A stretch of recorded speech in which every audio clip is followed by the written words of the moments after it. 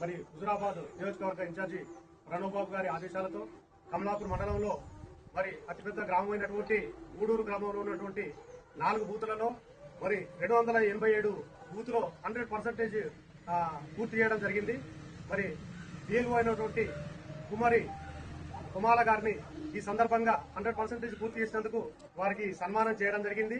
మరి మిగతా బూతులలో 284 93%, 285 బూత్లో 92%, 286 బూత్లో 98% పూర్తి కావడం జరిగింది. మిగతా ఒక 2 రోజులలో అవి కూడా 100% పూర్తి చేయడం జరుగుతుంది.